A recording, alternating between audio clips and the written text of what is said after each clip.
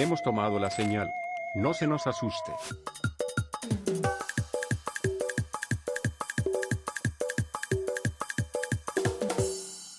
Buenas noches a todos nuestros televidentes. Estamos en Huachapori y el día de hoy tenemos un invitado de lujo, con toda la extensión de la palabra.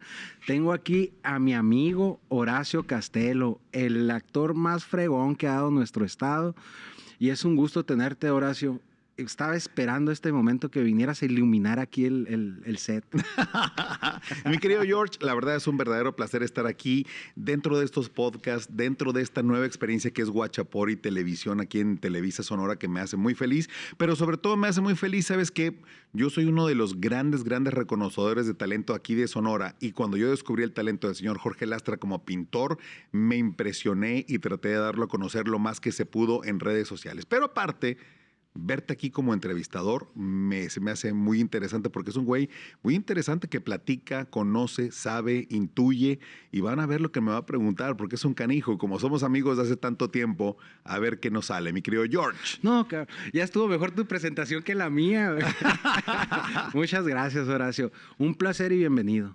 Muchas gracias. Horacio, mira, desde que me dijeron, oye, viene Horacio Castelo, ¿lo puedes entrevistar? Yo dije, ay, sí, de volada, ¿no? Para empezar, eres mi amigo, ya estamos hasta emparentados por ahí. Es correcto, ya somos co-compadres. Co-compadres. Es correcto. Entonces, yo no estoy aquí entrevistando a un actor, a un poeta, a un productor, estoy entrevistando a mi amigo. Eso es Entonces, todo. Es un placer y quiero que me platiques lo que no me platicas cuando estamos conviviendo en mi casa, ¿no? Horacio, eres actor, eres productor. ¿Cuándo te entró las ganas de decir, hey, yo me quiero dedicar a esto? Uy, fíjate, eso es una historia que realmente hay gente que me pregunta, ¿no te molesta que te estemos preguntando cómo empezaste, cómo te entró este gusanito por la actuación? Les digo, claro que no, porque todos los días, que es una de las enseñanzas que me dejó Carmen Salinas, me dice, mijito, todos los días hay gente nueva que no conoce tu trabajo. Entonces, todos los días la carrera de un actor es empezar desde cero diario. Entonces, de repente, cuando me preguntan esto, siempre me es como grato recordar de dónde vengo y cómo empecé. Yo empecé a los 16 años, mi querido George. Tenía 16 años cuando yo, desde niño, yo ya sentía como la inquietud. Yo siempre tuve ganas de cantar, porque mi papá y mi mamá cantaban precioso. Entonces, de repente, cuando íbamos en carretera al campo y poníamos a cultivar que sandías, a la cosecha de uva, de aceituna, de repente mis papás cantaban, siempre era como una película musical de época, ¿no? Entonces, de repente yo decía, qué padre que canten. Y un día me llevan al teatro a ver una obra de teatro, y al Auditorio Cívico del Estado me llevan a ver una obra de teatro, y vi gente que cantaba y actuaba y hacían cosas, y decía, ese mundo yo pertenezco ahí. Pero de repente era como muy solitario de niño, era como muy ensimismado, no quería platicar con mucha gente, porque sabía que mi vida iba a cambiar en algún momento y que de repente tenía que estar preparándome y estar consciente de lo que venía, porque lo que quería hacer era siempre frente a la cámara, frente a la gente, frente a un auditorio, sobre un escenario. Y es a los 16 años cuando Sonia León, que en paz descanse, Sonia León, pues que acaba de morir, pero fue una de las grandes pioneras del teatro importante moderno en este estado y aquí en esta ciudad de Hermosillo, me dio la oportunidad de protagonizar una obra de teatro que se llamaba Los Jovenazos de la Era N. Y esa obra se iba a estrenar en la Universidad de Arizona, en Tucson.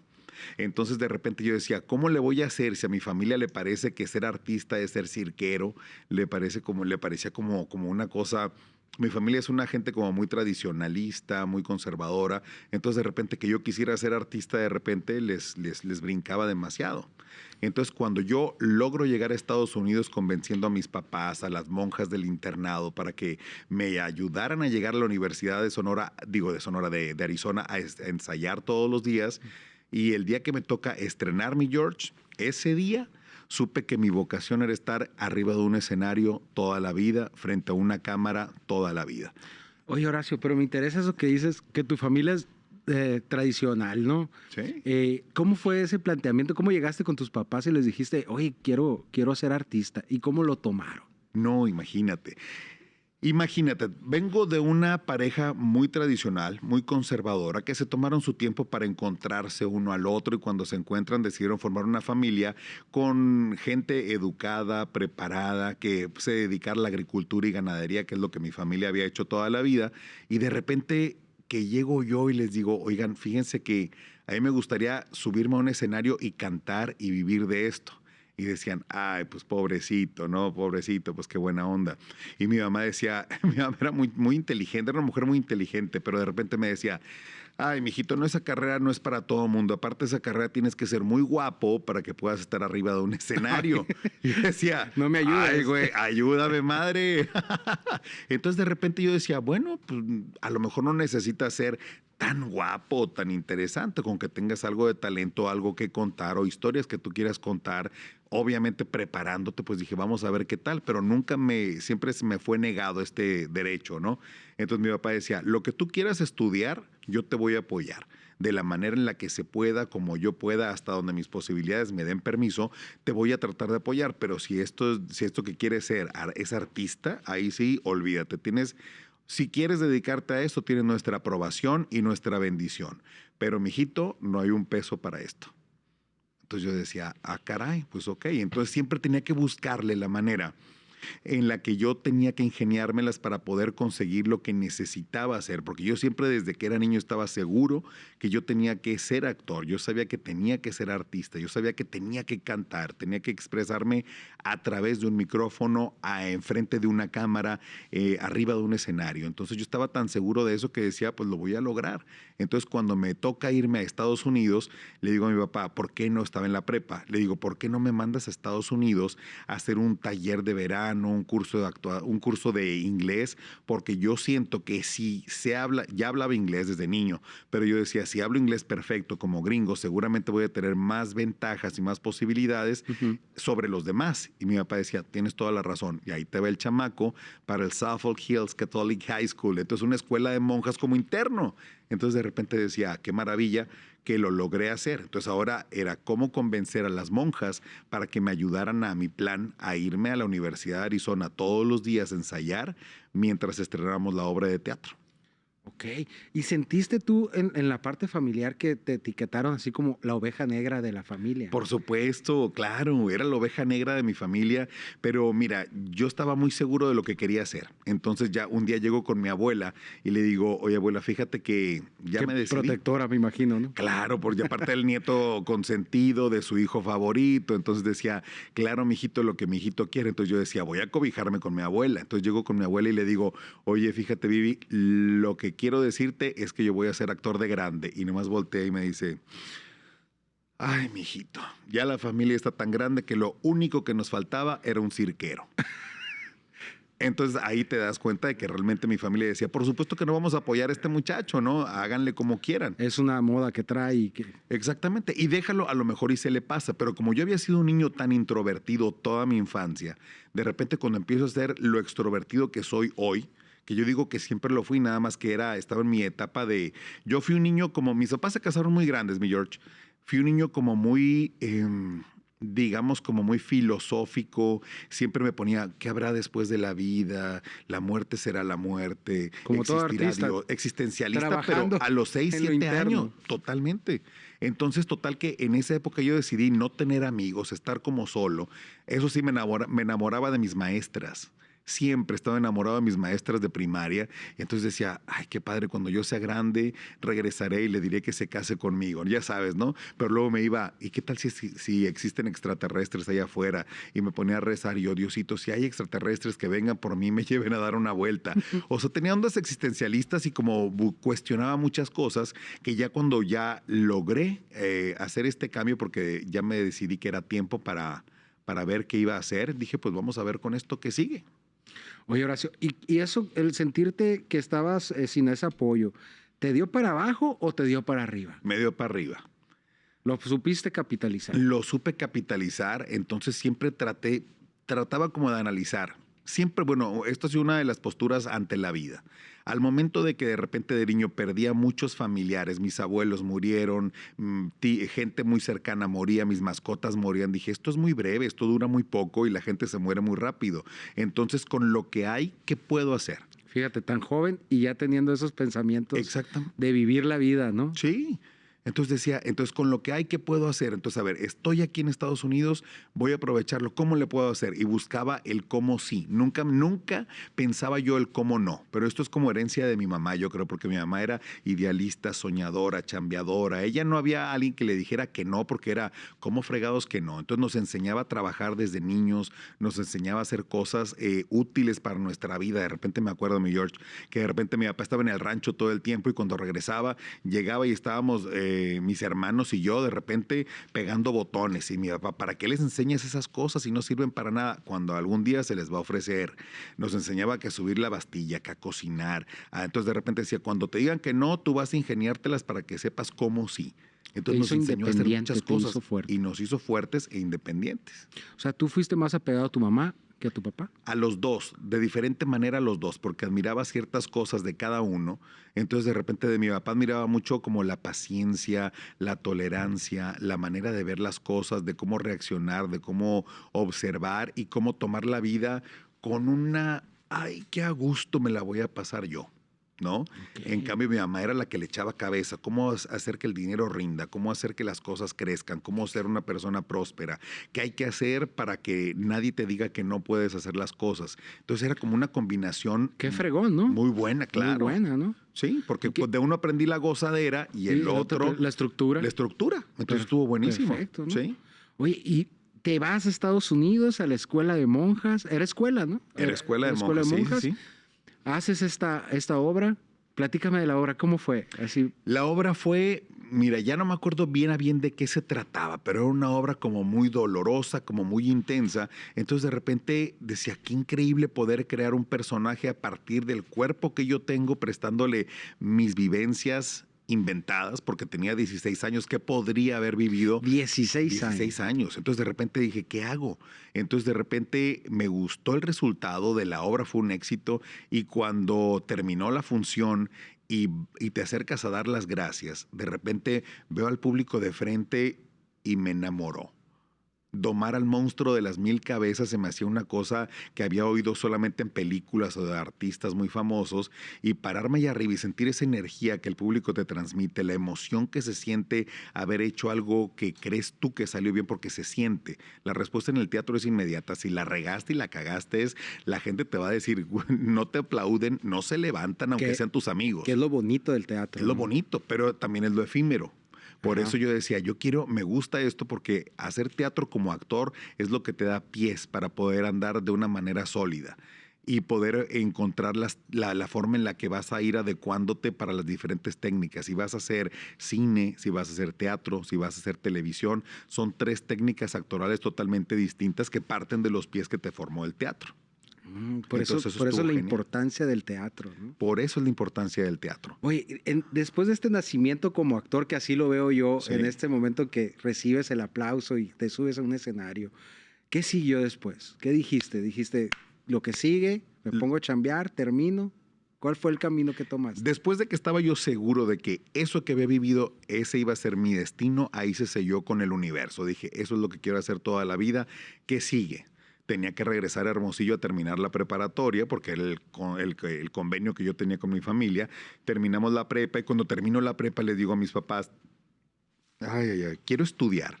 Quiero seguir estudiando, pero yo ya hablo inglés perfecto. ¿Para qué me voy a ir a Estados Unidos otra vez? Mejor me voy más lejos. Entonces yo en esa época que no existía el internet todavía, me puse a investigar escuelas de actuación en el mundo. Ya había un movimiento teatral importante. ¿Cómo haces esa investigación cuando no había? Con los maestros en las escuelas en Estados Unidos. Yo siempre he sido como alma vieja. Mis amigos siempre han sido mis maestros. Entonces de repente aprendía de los maestros. Yo nunca tuve la inquietud de, veo la lumbre ahí prendida, seguramente si meto la mano, y alguien me dice, si metes la mano te vas a quemar. Y mi lógica me da para decir, claro, pues si metes la mano te vas a quemar. Pero hay gente que dice, qué madre, Me a quiero ver qué quemar. se siente. Y mete la mano, ay, cabrón, sí quema. Pues claro que quema, si te lo estoy diciendo. Y si usas la lógica, tiene sentido, pues entonces no vas y metes la mano. Entonces yo tenía amistades allá en el colegio de las monjas y me decían, la mejor escuela de actuación está en Europa y están haciendo cosas padres. Y iba con los maestros de ahí, ¿en dónde? Pues está en Dinamarca, en los países escandinavos. Pues entonces, ¿cuáles son los países escandinavos? Entonces, total que desde los 17 a los 19 me fui a vivir a Dinamarca. Cuando terminé la preparatoria, Wow. me fui, con mis papás me dijeron, te apoyamos para que estudies otro idioma y que tengas más con qué competir ante el mundo. Yo no sé si mis papás, George, sentían que se iban a morir muy jóvenes los dos, porque los dos mueren de un cáncer muy fuerte, los dos a edad muy temprana, y ninguno pasó de los 65 años, entonces de repente era gente muy joven. Entonces de repente, entonces yo creo que nos dieron esa seguridad y esa libertad de que, a ver, tú tienes que elegir qué es lo que quieres hacer. Las posibilidades y las opciones son estas, te late, y yo buscaba cómo sí hacerlas. Entonces llego a vivir a Dinamarca. Cuando vivo allá, yo sentía que yo pertenecía a esa cultura, yo sentía que ya había vivido ahí por los olores, los colores, los sabores, los sentía como muy míos, y entonces ahí fue donde empiezo a descubrir el teatro musical. Tomaba clases de francés, tomaba clases ¿Cuántos años tenías cuando llegaste a Dinamarca? 17 años recién cumplidos. Súper reciente. Sí. Oye, sí, o sea, me comentas que sí, que cirquero y esto, pero siempre existió un apoyo, ¿no? Para estudiar. Para estudiar, ¿no? Sí, pero yo nunca les decía que la escuela en la que yo había encontrado, no les decía que era de artes escénicas. Yo les dije, es un tipo de college antes de entrar a la universidad que te dan allá en Dinamarca. Una mentirita piadosa. Pues no era mentira, era la verdad.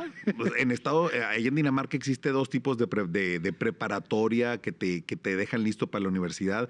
Una es la técnica y la artística. La artística se va al área de todas las humanidades, pero toca todas las artes. Todas las bellas artes. Exactamente. Entonces, y la otra se va por todo lo ingenieril y todo. ¿Te fuiste a los 17 años a Dinamarca? 17 años a Dinamarca. Solo. Sin internet, sin nada. Sin nada. Contactamos una agencia de intercambios que existe todavía aquí en Hermosillo, porque todos ese año, al terminar la prepa, lo que se usaba en mi preparatoria era que todos salíamos y nos íbamos un año a estudiar fuera de México. Todos escogían siempre a Estados Unidos, pero yo decía, yo no quiero hacer lo que hacen todos los demás. Siempre yo me sabía distinto y sabía que quería romper el patrón. Entonces dije, si todo el mundo va para Estados Unidos, pues yo no.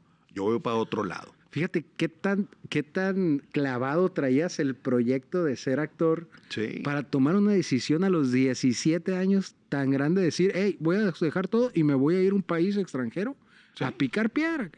Porque yo decía, mira, voy por un año. Entonces, si por un año voy a estar en un país donde voy a aprender una cultura nueva. Aparte, había muchas señales. Yo creo mucho en Dios. Yo estoy totalmente aliado con mi patrón allá arriba y le digo, tú ponme las cosas donde hay y yo me encargo de todo lo demás. Mándame señales. Y de repente, de niño, mi autor favorito era Hans Christian Andersen, que es un autor danés. Entonces oía el cuento de la sirenita y decía, güey, qué cuento tan más maravilloso sucedía en Dinamarca. Mi familia se dedica a la repostería desde siempre, desde que yo tengo conciencia. Mi mamá hacía los pasteles más deliciosos, obras de arte. Sigue esa tradición la siguió mi hermana, ¿no? Y ahora tiene un emporio que es pastelo, que es una cosa deliciosa. Y de repente dices, pues era lo que me gustaba. Entonces dices, las mejores galletas y postres del mundo vienen de Dinamarca. Había muchas señales que tú fuiste desarmando. Yo descubrí a Diego Rivera y a Frida Kahlo y me enamoré de la pintura y de la historia de ellos dos. Y cuando Diego Rivera, que era un canijo que se portaba mal, se iba a adivina dónde. A Dinamarca. A Dinamarca. Y la señora iba y lo traía de las greñas al panzón y le decía, te me vienes para acá. Al monstruo. Al monstruo, exacto, a su sapo. Entonces lo traía y dices, ¿por qué todos los caminos apuntan hacia Dinamarca? ¿Qué hay ahí? Yo quiero ir a ver qué hay allá. Entonces, de repente, cuando averiguo de las escuelas de actuación a nivel mundial, me dicen, la mejor escuela de teatro que hay en Europa se está dando en Dinamarca, porque están enseñando a hacer producciones de teatro contemporáneo con escenarios vacíos que no cuestan tanto dinero, que yo no entendía mucho lo económico en ese momento, porque decía, bueno, pues yo voy a ser actor, a mí no me toca la parte de productor, que es conseguir la lana.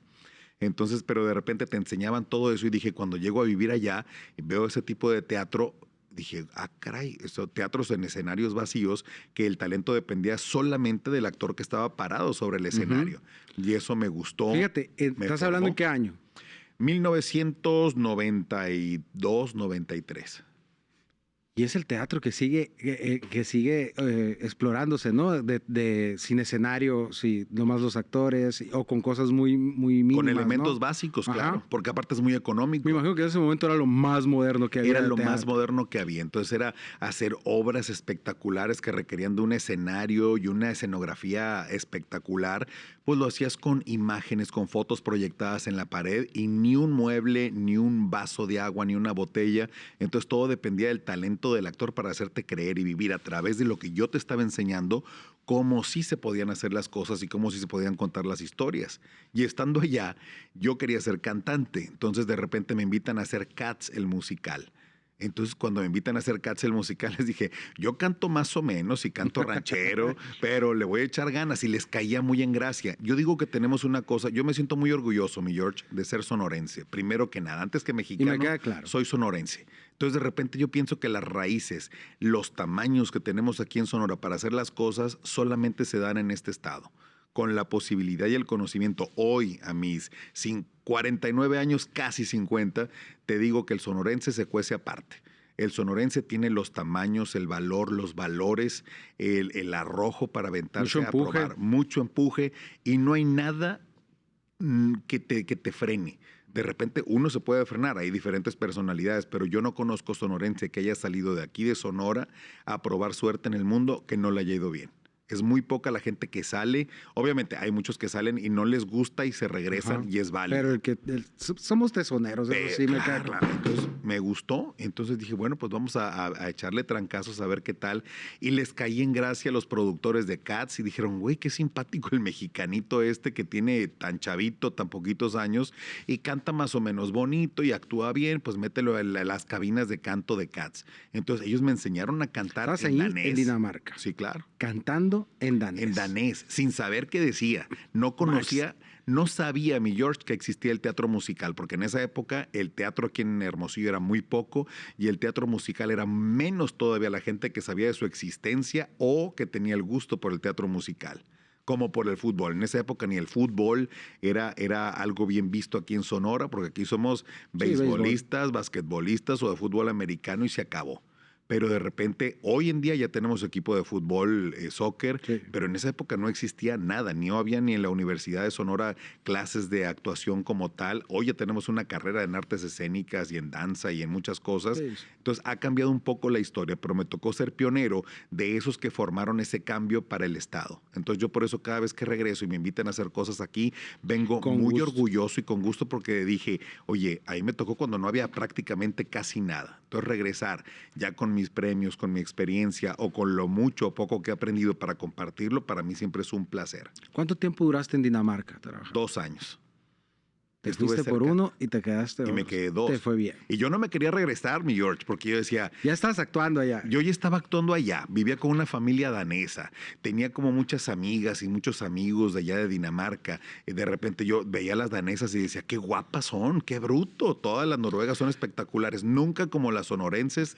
Te iba. Nunca. Estaba a punto de... Sí, no.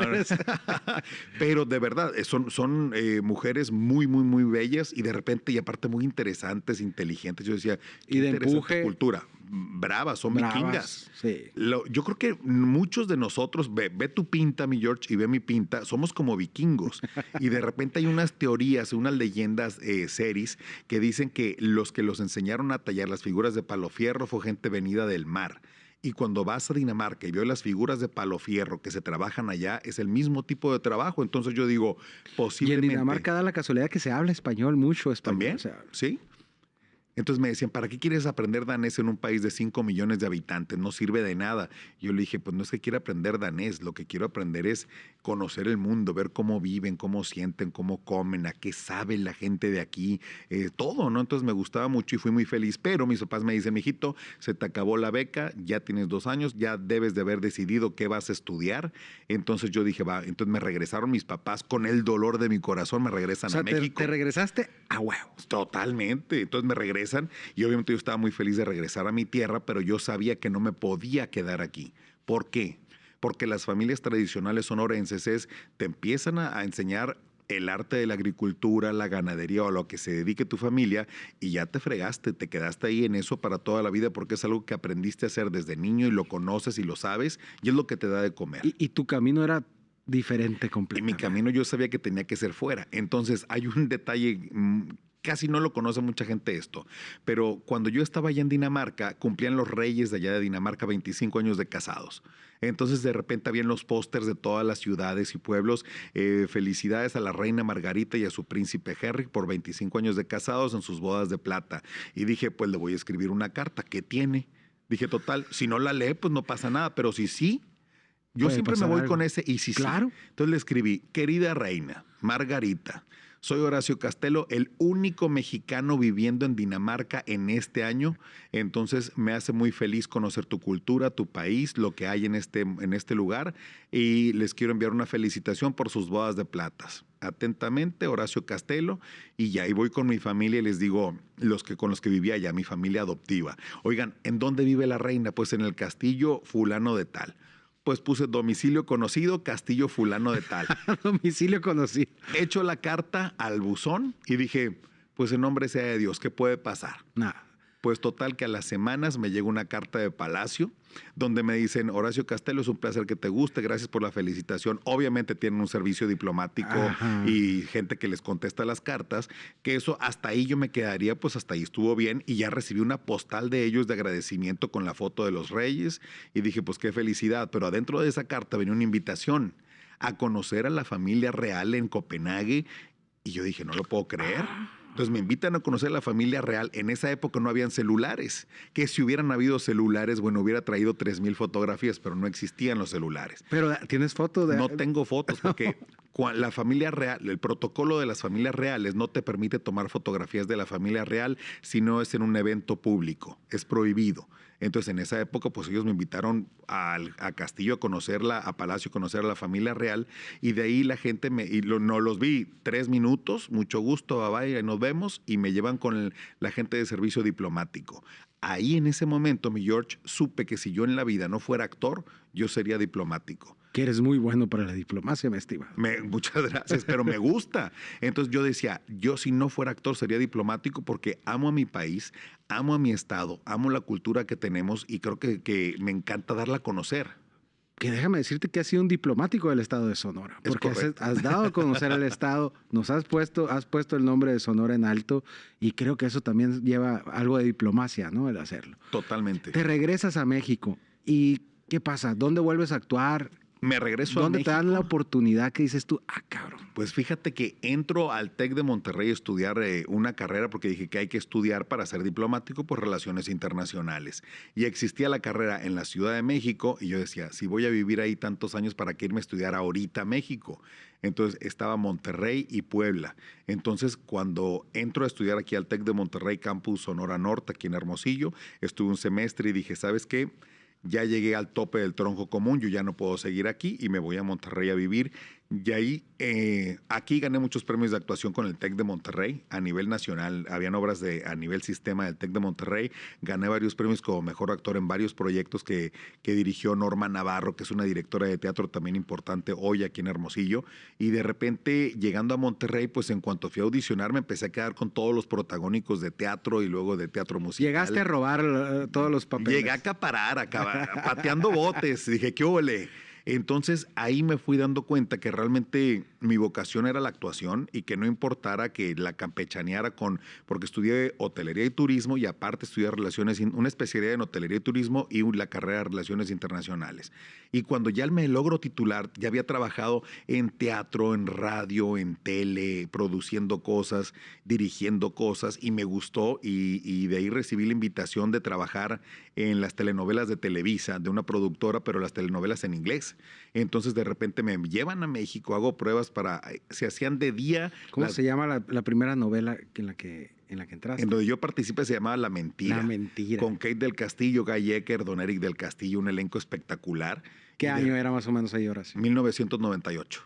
Fue mi primera telenovela. Llegué yo a la Ciudad de México.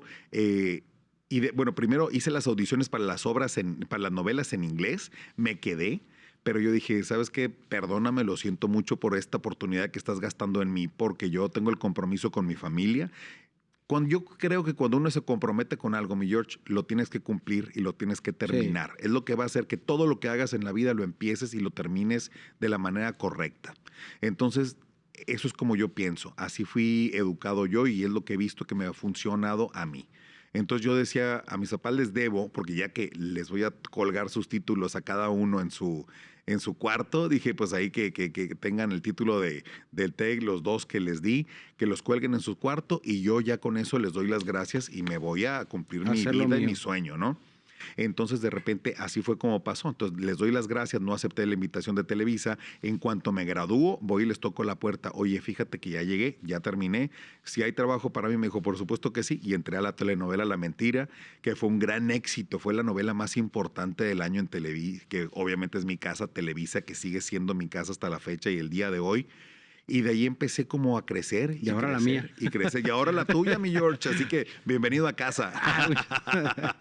Oye, Horacio, y luego entras y ves el elenco y ves ves lo que es Televisa, ¿no? De todas las luces y todo. ¿Cuál fue tu sentimiento, Horacio? ¿Qué dijiste? Ya lo logré.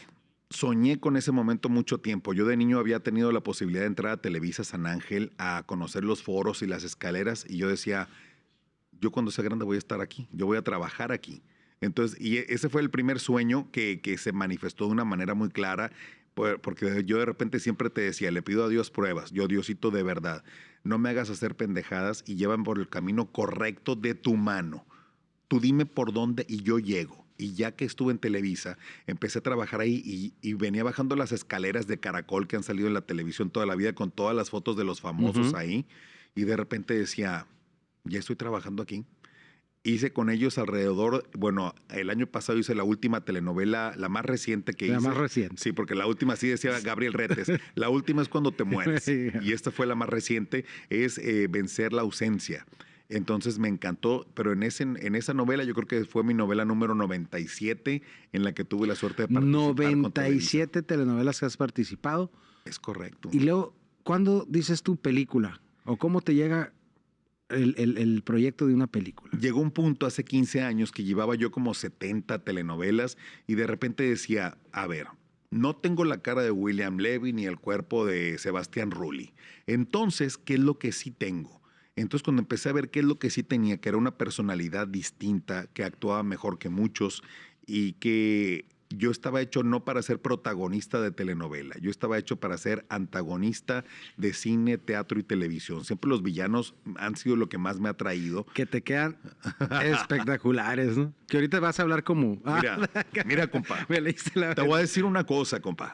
Entonces, de repente, cuando uno descubre realmente para qué sí eres bueno, en ese momento te dejas de pelear con lo que tú crees que puedes hacer. Acabas de decir algo muy importante. Cuando conoces tus límites, sí, tú sabes hasta dónde puedes despegar, ¿no? Exactamente. Entonces yo dije, a ver, ya me cansé, porque aparte es... toda la vida a mí no me ha gustado hacer ejercicio donde vayas y sudes. No me gusta, pero para nada. Entonces yo lo que hacía era nadaba, estuve en el equipo del TEC allá nadando en Monterrey. Eso sí me gustaba, pero en Televisa nos hacían que a fuerzas estuvieras en cierto peso, en ciertas medidas, porque la ropa, por lo que tú quieras. Entonces yo estaba muy cansado de hacer eso. Decía, ya, yo no quiero estar a dieta toda la vida. A mí me encanta comer y me encantan los postres y más los de pastel. Muy Decía, bueno. yo quiero comer. Entonces, de repente, para mí era como muy frustrante tener que estar a dieta y haciendo ejercicio siempre porque no me gustaba y no me gusta. Entonces, de repente llegó un punto en el que me cansé de hacer cosas que fueran tan efímeras. La televisión está hecha para ser consumida en este momento y se acabó. De repente hay cosas que trascienden a uno mismo, pero de repente la televisión está hecha para la inmediatez. Das las noticias del día de hoy, que ya para la noche ya fueron caducas. Las telenovelas empiezan el día de hoy y se hacen como maquila, una tras otra, tras otra. Y es un gran trabajo y es un gran reto poder estar en un escenario, en un set de televisión. Es un gran trabajo que muy pocos lo entienden como un gran trabajo con una gran responsabilidad. Pero termina la novela el viernes o el domingo y el lunes ya empezó una nueva y la gente se olvida de todo lo que pasó la semana pasada. Así es. Entonces yo decía, yo quiero, yo quiero hacer algo que trascienda y que me deje contar mis historias, algo que ya si un productor no me da la posibilidad de contar las historias que yo quiero, empecé a ver que también las podía producir. Entonces dije, ¿qué es lo que sí me va a dar esa permanencia? Aún y cuando yo ya me muera, que yo ya no esté en este mundo, ¿qué sí va a dejar una huella mía? ¿Las telenovelas? No. El teatro tampoco. El teatro es igual de efímero. El teatro Rápido. es quien te vio en el momento de la función, lo va a tomar, pero se acaba la función y se acabó. Y nunca más se va a volver a repetir. La novela la pueden repetir y tendrá más o menos éxito, más o menor impacto, pero La película es la que se la queda. película se queda. Las primeras películas de cine mudo siguen vigentes hoy. Ujú. Las primeras películas de cine sonoro siguen vigentes hoy. Los grandes éxitos como Casablanca, Lo que el viento se llevó, son películas que las prendes hoy y siguen siendo importantes. Claro. Entonces yo decía, yo quiero eso, dejar esa huella para contar el momento histórico que me toca vivir hoy. Horacio, de todo esto que me has comentado, de novelas, teatro, ¿cuál ha sido tu proyecto que dijiste, con este me caso, o que hayas dicho, es el que más quiero? Tengo 3 proyectos que han sido clave en mi carrera y son los que precisamente por eso más los quiero. El primero se llamó Morir en Martes, una serie producida por Televisa, por un canal que se llama Telehit, que se llama Morir en Martes 2, la segunda temporada. Era una serie de un asesinato, de un asesino serial, y la gente piensa que yo era el asesino serial toda la serie, pero yo era solamente el violador. Yo las maltrataba, violaba y era un cabrón, pero nunca mataba a la gente. Entonces la gente siempre estaba pensando en cada capítulo, él es el asesino, porque juegan con la emoción de la gente y me dio la posibilidad de desarrollar un personaje que era totalmente lo opuesto a mí. A mí me gusta mucho la pulcritud, siempre andar lo más al tiro que se pueda, ¿no? Bien Línea. peinado, en línea, bien vestido. Eso es lo que me gusta a mí. Y este personaje era un vato que era ceboso, todo grasoso el pelo, todo mugroso, hasta como apestoso, porque era un tipo muy desagradable. Entonces, cuando lo logro ver materializado en una imagen, decía, qué impresionante. Claro. Y en esa época estábamos grabando una serie, se grabó en Monterrey. Esa serie se grabó ahí en Monterrey en la época más violenta que ha habido en el estado de Nuevo León, y de repente un día hubo corte a comer y yo soy dulcero a morir, entonces no había habido postre en esa ocasión y me cruzo a la farmacia que estaba enfrente de la locación. Entonces cuando entro la gente se tiró al piso y les dije, vengo por dulces, y me dice, ahí está todo, lléveselo, pero no nos haga nada. Y yo dije, pues, ¿qué les pasa? O sea, ¿qué? Y cuando me veo en el espejo reflejado, Vienes me asusté y dije, güey, claro, vengo caracterizado y no me había dado cuenta que me salía así. Entonces digo, no, soy actor, vengo de aquí enfrente, la locación de acá, y ya, pero así estaban las cosas en Monterrey. Entonces eso causó ese impacto, dije, lo estoy haciendo bien. Esa fue la primera. La segunda, tengo una serie de películas que se llaman El Cochiloco. Yo hice una película Muy que buenas. se llama El Otro El Otro Cochiloco, Cochiloco. que fue una película que regresando de España se hizo una película de Laura Gardos en España con Angélica María, que ahí hicimos una mancuerna preciosa. Entonces llego al Festival de Cine de Guadalajara, que sigue siendo el festival más importante para compra y venta de cine en México. Entonces llego para allá y se me acerca un productor y me dice, oye, ¿viste la película del infierno? Y yo, por supuesto que la vi, del señor Estrada. Dije, claro que la vi. Bueno, me dijo, ¿qué personaje es el que más recuerda a la gente? El Cochiloco. Y me dice, exactamente, pero el Cochiloco existió y era de tu tierra. Y le dije, no era de mi tierra, él era de Sinaloa, de Mazatlán, Sinaloa, pero hizo muchos estragos aquí en Sonora y en Sinaloa también. Entonces me dijo, quiero contar su historia, pero a nivel película y hacer un poco de ficción, pero contando su vida de verdad. ¿Te animarías a ser un personaje de un narco? Porque nadie estaba haciendo películas de narcos ni series de narcos en ese momento. En ese momento. Entonces dije, va, me la juego, porque es un narco que había muerto hace 20 años. Dije, sí me la juego, va. Entonces hacemos la película El Otro Cochiloco, se estrena para HBO en Estados Unidos y la película se convierte en un fenómeno Muy bien recibido. muy fuerte en Estados Unidos. Fue la última película que registró ventas de más de 8 millones de copias en Estados Unidos y de repente eso me catapultó sobre todo a la comunidad latina en Estados Unidos. Eso a mí me emociona y te voy a decir por qué. Porque como sonorense, siempre has visto que mucha gente viene y cruza por la frontera de aquí de Sonora para Estados Unidos. Sí. Mucha gente muere, mucha gente pierde sus pertenencias, a su familia, a todo su estilo de vida por un sueño. Entonces yo a esa gente la respeto y la admiro cuando logran llegar y quedarse allá. Entonces yo decía, yo quiero trabajar para esa comunidad latina que el día de hoy forman más de 30 millones de latinos, que es una fuerza política, económica y social muy importante allá. Entonces recibieron mi película de una manera tan fuerte Te y tan cobijaron. buena, que me cobijaron con tanto cariño y tanto amor y tanto trabajo que esa película tuvo siete secuelas. Hubo el Cochiloco 2, 3, 4, 5 y 6. La última ya era una época muy compleja que es más cercana a la actualidad. Esa película contaba la relación de el Cochiloco con el Chapo Guzmán. Que ahí sí ya estaba. Ya ahí más. sí le dije, señores, yo ahí sí no le entro. Hice la película porque se iba a llamar diferente, pero cuando la mandan a Estados Unidos a maquilar y a editar y postproducir, dicen la película no se puede llamar ya el Cochiloco, señores, se tiene que llamar el Chapo, es el escape del siglo. Entonces de repente dije, ¿saben qué, señores? No quiero estar en el póster, no quiero estar relacionado de ninguna manera con la promoción de la película, ni quiero mi crédito en el póster. En la película sí, porque salgo, pues soy el protagonista, aunque lleve el nombre del Chapo.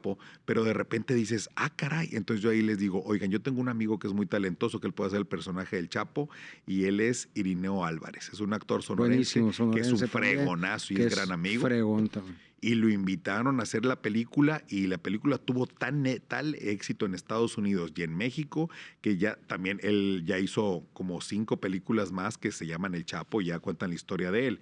Pero tuvimos ahí repercusiones muy fuertes. Los productores de repente les decía yo, aguas, cuando tú juegas con el narco, ese no se toca, porque él si llega y te las cobra y más si está vivo y más si está prófugo, mucho cuidado. 8 días antes del estreno, agarran al Chapo.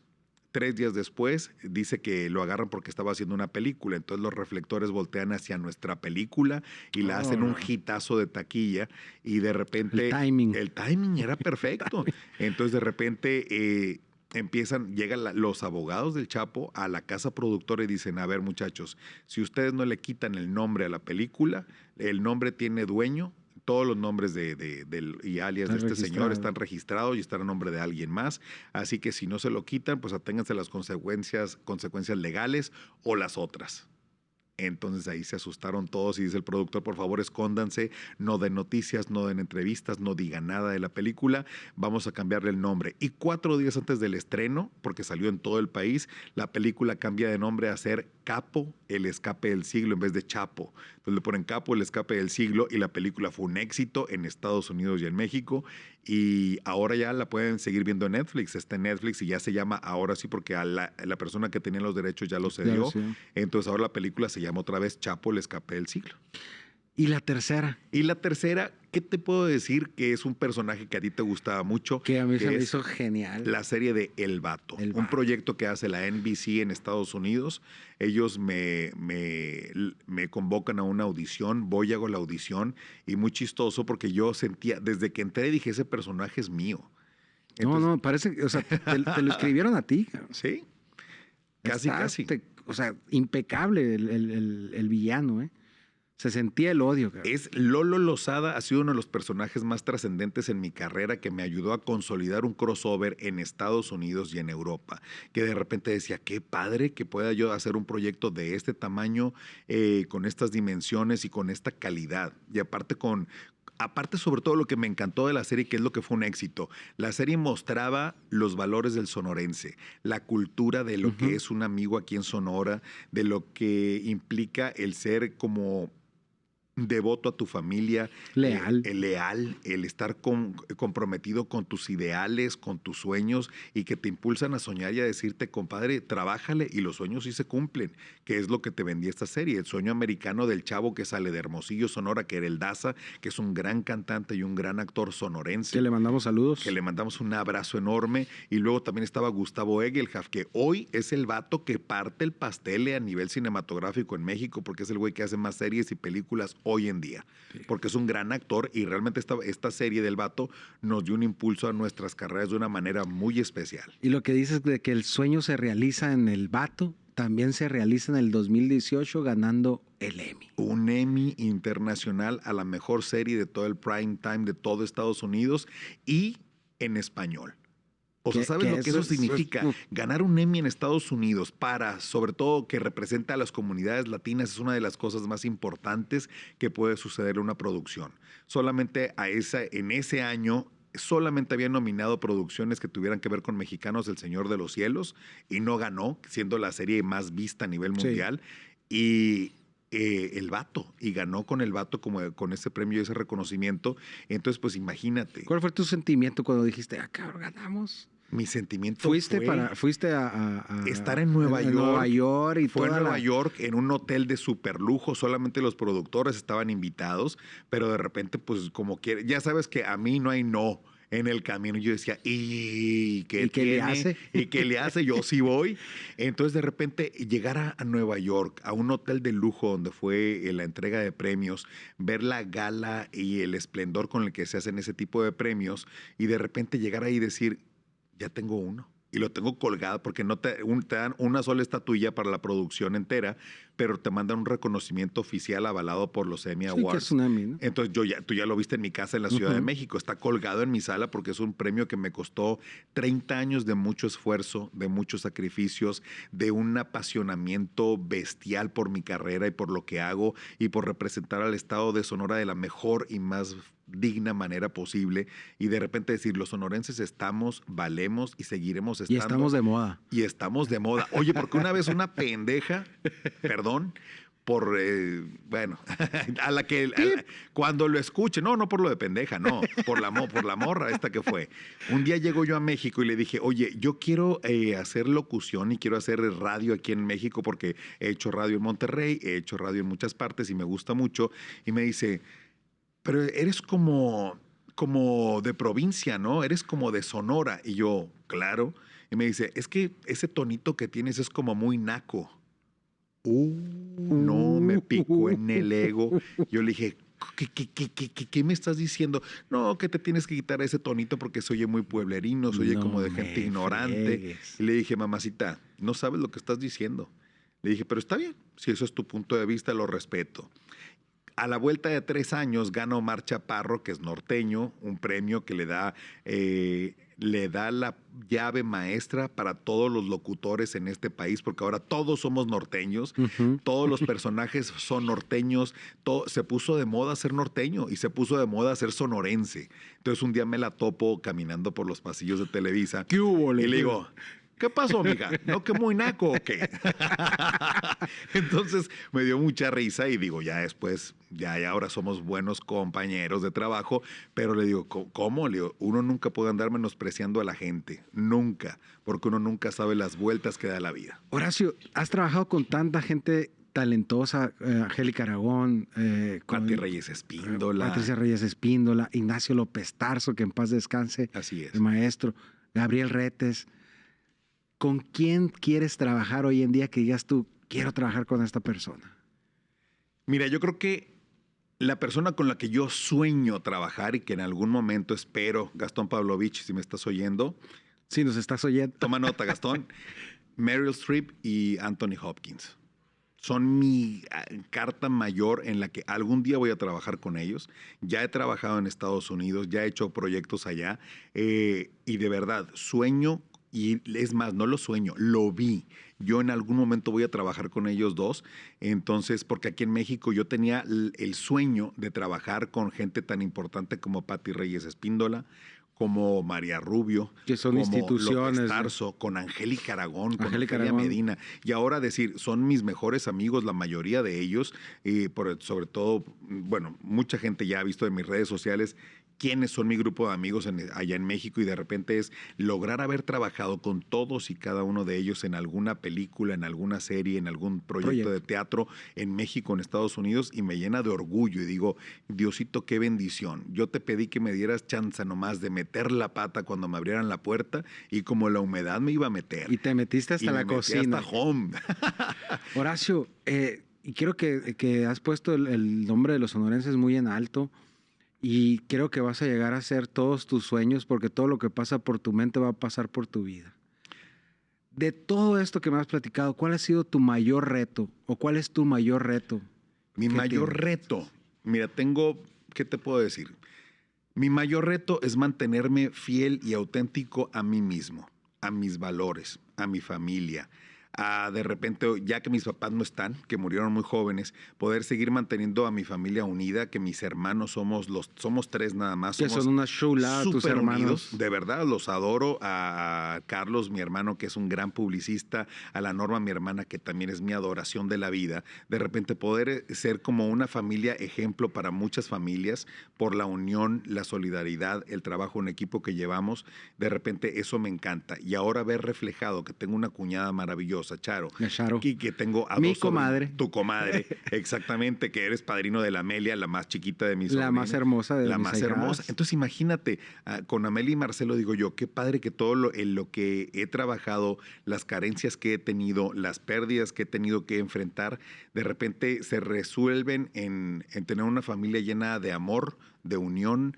y que somos ejemplo para muchas familias de alguna manera, o inspiración para muchas familias de decir, oye, no importa la adversidad que te toque, no importa lo difícil que se ponga el camino, cuando tienes las metas claras, las cosas se van dando. Entonces eso a mí me llena como de mucho orgullo venir de la familia que vengo, pertenecer a la manada que pertenezco, me gusta mucho. Que al final de cuentas eso también es el éxito, ¿no? Exactamente, el éxito, mira, el éxito es tan efímero y tan según, porque de repente, ¿qué es el éxito, mi George? Así es. Para cada quien puede ser una cosa totalmente distinta.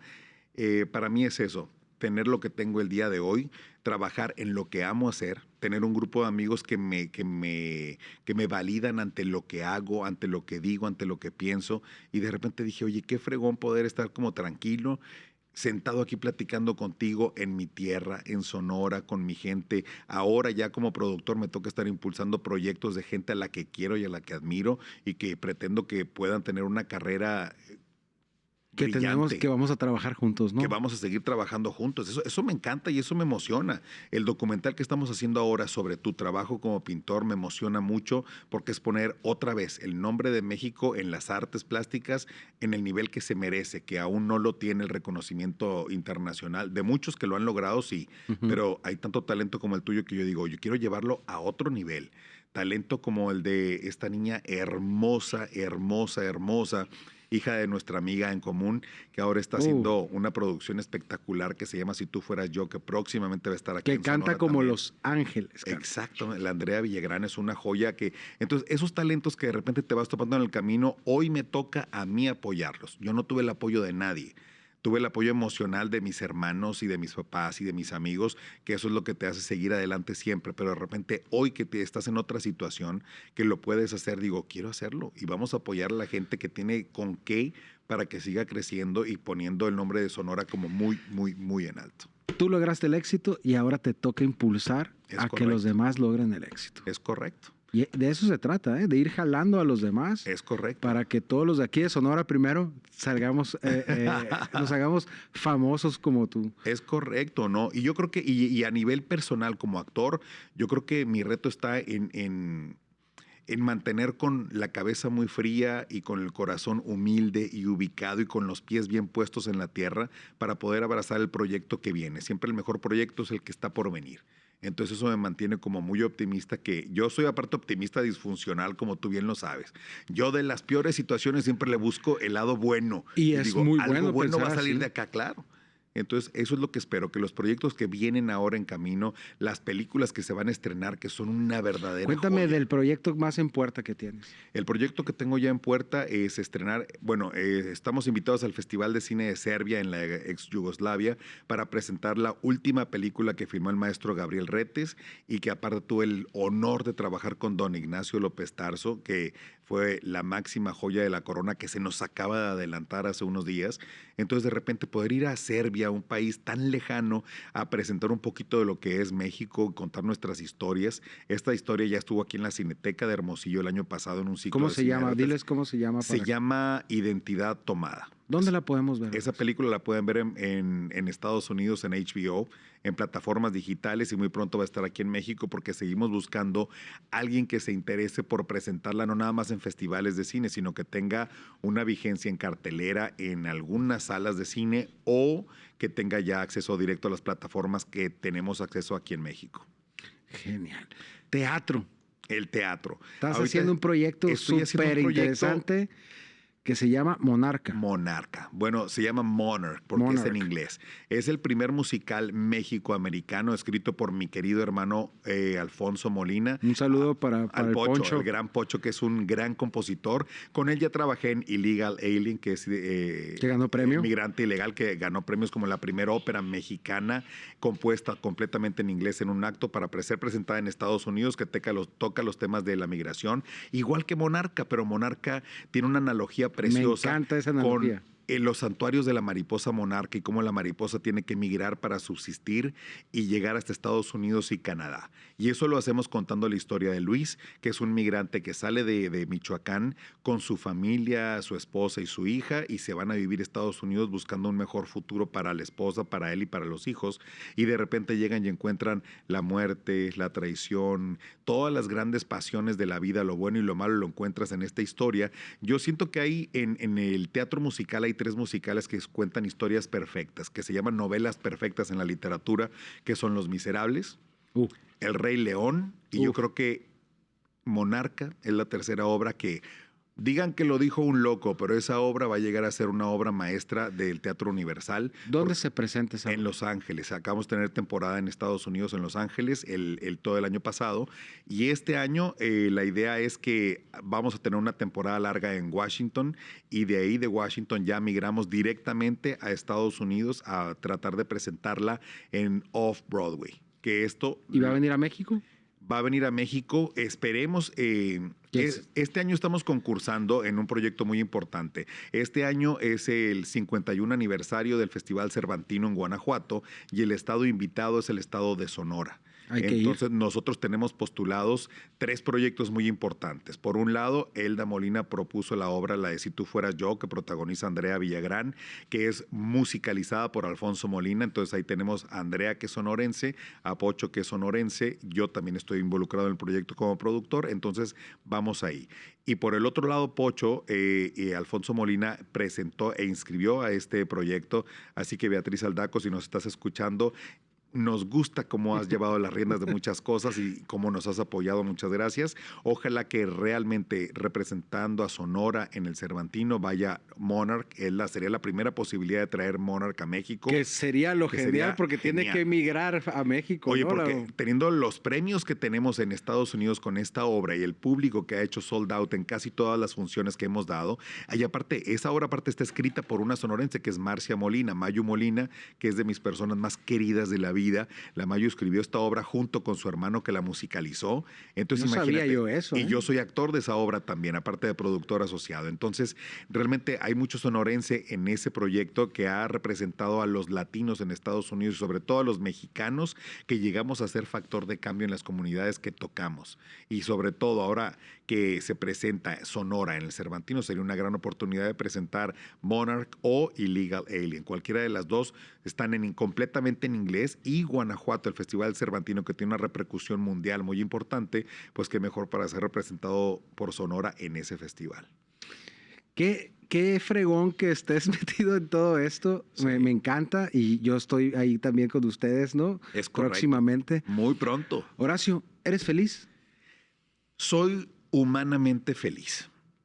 Lo que humanamente uno puede conocer como felicidad, sí. Estoy tranquilo, estoy satisfecho, estoy cumpliendo 50 años este año y me siento bien, me siento pleno, me siento contento y con ganas de seguir haciendo, creando y representando a mi gente al 100 en todo el mundo. Oye, cabrón, no pareces de 50, cabrón. Qué loco, ¿no? Me veo como de 70, güey.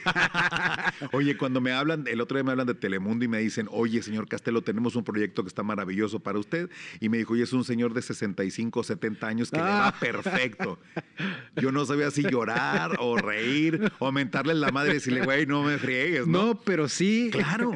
Por ejemplo, una película que voy a estrenar este año, hay una versión mexicana de ¿Conoces a Joe Black? ¿No? Ajá, sí, conozco que la hizo película, Brad Pitt, Anthony Hopkins, claro. buenísima. Pues se hizo una versión mexicana muy poética, muy versión mexicana de una historia contemporánea, que es un señor de 70 años que está casado, muere la esposa, él es invidente, soy yo, se llama Paulo, Y es uno de los personajes más hermosos que he hecho en mi carrera, que aparte es bueno porque siempre hago puros villanos.